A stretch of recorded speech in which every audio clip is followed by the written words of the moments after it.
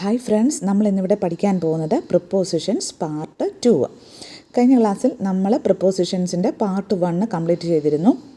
Part 2 ഏതൊക്കെയാണ് discuss ചെയ്യുന്നത് എന്നൊന്ന് നോക്കാം.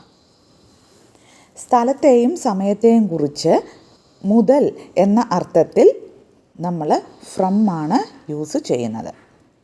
അപ്പോൾ മുതൽ എന്നുള്ള അർത്ഥത്തിൽ ഫ്രം ആണ് നമ്മൾ യൂസ് ചെയ്യുന്നത്. We travelled from Kottayam to Trivandrum. അതായത് ഞങ്ങൾ കോട്ടയം മുതൽ തിരുവനന്തപുരം വരെ സഞ്ചരിച്ചു. They work from 9 till 5.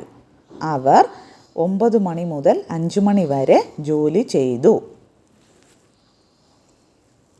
അടുത്തത് ആ സമയം അല്ലെങ്കിൽ തീയതി അല്ലെങ്കിൽ ദിവസം അല്ലെങ്കിൽ വർഷം മുതൽ, അതായത് ആ സമയം മുതൽ, ആ വർഷം മുതൽ എന്നൊക്കെ പറയുന്ന അർത്ഥത്തിൽ സിൻസ് ആണ് യൂസ് ചെയ്യുന്നത്. എക്സാമ്പിൾ നോക്കാം. I have been waiting for you since 8 o'clock. ഞാൻ 8 മണി മുതൽ താങ്കളെ കാത്തിരിക്കുകയാണ്. അടുത്ത example, he hasn't been well since Monday. തിങ്കളാഴ്ച മുതൽ അദ്ദേഹത്തിന് സുഖമില്ല. അടുത്തത് അത്രയും സമയം, അത്രയും നാൾ ആയി എന്ന അർത്ഥത്തിൽ ഫോർ ആണ് നമ്മൾ യൂസ് ചെയ്യുന്നത്. അത്രയും നാളായി എന്ന അർത്ഥത്തിൽ നമ്മൾ ഫോർ ആണ് യൂസ് ചെയ്യുന്നത്. എക്സാമ്പിൾ നോക്കാം. I have been standing here for 2 hours. ഞാൻ 2 മണിക്കൂറായി ഇവിടെ നിൽക്കാൻ തുടങ്ങിയിട്ട്. ഓക്കെ. He hasn't been present for 3 weeks. അവൻ 3 ആഴ്ചയായിട്ട് ഹാജരാകുന്നില്ല. He hasn't been present for 2 weeks. അപ്പോൾ ഫോറിൻ്റെ ഉപയോഗം നിങ്ങൾക്ക് മനസ്സിലായല്ലോ. അടുത്തത് പേര് കൊണ്ട് അറിയപ്പെടുന്ന കാലം. അതിന് നമ്മൾ ഡ്യൂറിങ് ആണ് യൂസ് ചെയ്യുന്നത്. എക്സാമ്പിൾസ് നമുക്ക് നോക്കാം. സിമ്പിളാണ്. ഡ്യൂറിങ് ദ സമ്മർ, വേനൽക്കാലത്ത്. പിന്നെ ഡ്യൂറിങ് ഹിസ് ചൈൽഡ്ഹുഡ്, അവൻ്റെ കുട്ടിക്കാലത്ത്. ഡ്യൂറിങ് ദ വാർ, യുദ്ധസമയത്ത്. അപ്പോൾ ഡ്യൂറിങ് എന്നുള്ളത് വളരെ സിമ്പിളാണ്. നമ്മൾ ഓരോ കാലങ്ങളെ സൂചിപ്പിക്കാനായിട്ടാണ് യൂസ് ചെയ്യുന്നത്. അടുത്തത് ശേഷം അല്ലെങ്കിൽ കഴിഞ്ഞ് എന്ന അർത്ഥത്തിൽ നമ്മൾ ആഫ്റ്റർ ആണ് യൂസ് ചെയ്യുന്നത്. എക്സാമ്പിൾ നോക്കാം. കം ആഫ്റ്റർ 5, അതായത് 5 മണിക്ക് ശേഷം വരൂ. ആഫ്റ്റർ ലഞ്ച്, ഉച്ചഭക്ഷണത്തിന് ശേഷം. അടുത്തത് മുൻപ് എന്ന അർത്ഥത്തിൽ ബിഫോർ ആണ് നമ്മൾ യൂസ് ചെയ്യുന്നത്. കം ബിഫോർ 6, 6 മണിക്ക് മുമ്പ് വരൂ. ബിഫോർ ദ വെക്കേഷൻ, അവധിക്കാലത്തിന് മുൻപ്. അപ്പോൾ ബിഫോറും ആഫ്റ്ററും നിങ്ങൾക്ക് എല്ലാവർക്കും മനസ്സിലായല്ലോ. അടുത്തത് മുൻപ് എന്ന അർത്ഥത്തിൽ ഭൂതകാലത്ത്, അതായത് പാസ്റ്റ് ടെൻസിൽ ഉള്ള സെൻറ്റൻസിലാണ് നമ്മൾ സാധാരണയായിട്ട് എഗോ യൂസ് ചെയ്യുന്നത്. എക്സാമ്പിൾ നോക്കാം. I saw him an hour ago. ഇത് ഒരു പാസ്റ്റ് ടെൻസ് ആണ്. ഞാൻ 1 മണിക്കൂർ മുമ്പ് അവനെ കണ്ടു, കഴിഞ്ഞ കാര്യമാണ്. ഓക്കെ. അടുത്തത് they were in Madras A year ago. ഇതും പാസ്റ്റ് ടെൻസ് ആണ്. അവർ 1 വർഷം മുമ്പ് മദ്രാസിലായിരുന്നു.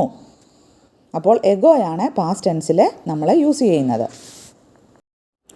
അടുത്തത് മധ്യേ, ഇടയിൽ എന്നീ അർത്ഥത്തിൽ യമങ് ആണ് നമ്മൾ യൂസ് ചെയ്യുന്നത്. ഓക്കെ. എക്സാമ്പിൾ വെച്ച് നമുക്കൊന്ന് നോക്കാം. Shakespeare has the first place among ഡ്രമാറ്റിസ്റ്റ്സ്.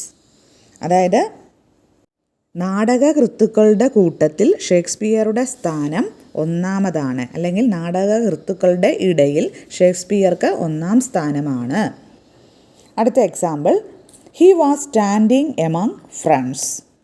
അവൻ കൂട്ടുകാരുടെ മധ്യേ നിൽക്കുകയായിരുന്നു, അല്ലെങ്കിൽ കൂട്ടുകാരുടെ ഇടയിൽ നിൽക്കുകയായിരുന്നു. അപ്പോൾ എമങ്ങിൻ്റെ യൂസും എല്ലാവർക്കും മനസ്സിലായല്ലോ. അടുത്തത് 2 ആളുകളുടെയോ വസ്തുക്കളുടെയോ ഇടയിൽ എന്നുള്ള അർത്ഥത്തിൽ നമ്മൾ ബിറ്റ്വീൻ ആണ് യൂസ് ചെയ്യുന്നത്. എക്സാമ്പിൾ നമുക്ക് നോക്കാം. Lata was sitting between Mary and Padma. Lata മേരിയുടെയും പത്മയുടെയും ഇടയിൽ ഇരിക്കുകയായിരുന്നു. The Rhine flows between France and Germany. The Rhine എന്ന് പറഞ്ഞിരിക്കുന്നത് ഒരു റിവറാണ്. അത് ഏതിനിടയിലൂടെയാണ്? ഫ്രാൻസിൻ്റെയും ജർമ്മനിയുടെയും ഇടയിലൂടെയാണ് ഒഴുകുന്നത്. അടുത്തത് പറ്റി, കുറിച്ച് എന്നീ അർത്ഥത്തിൽ എബൌട്ടാണ് നമ്മൾ യൂസ് ചെയ്യുന്നത്. എക്സാമ്പിൾസ് നോക്കാം. What do you know about him? നിനക്ക് അവനെപ്പറ്റി എന്തറിയാം? Tell me all about it. എന്നോട് അതിനെപ്പറ്റി എല്ലാം പറയൂ. എന്നോട് അതിനെക്കുറിച്ച് എല്ലാം പറയൂ.